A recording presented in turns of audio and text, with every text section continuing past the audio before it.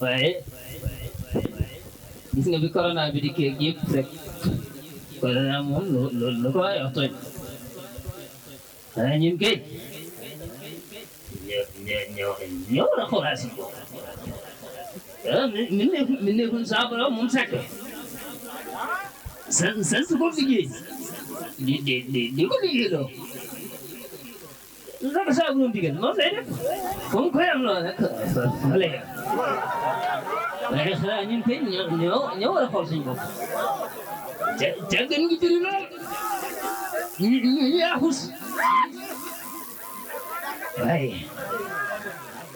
alhamdulilah bi ñu amee sëriñ bi moom sëriñ bi suñu liggéey suñu borom moom defar na ko baax amul dara lu ci des di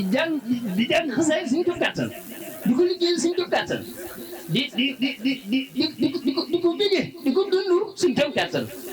man damay xam ne gone yi sax ñoo gën a bëgg sëñ bi waaye boo dee xool Mustafa nawaytu ma yujaddidu sunnatu fala wa inni amadu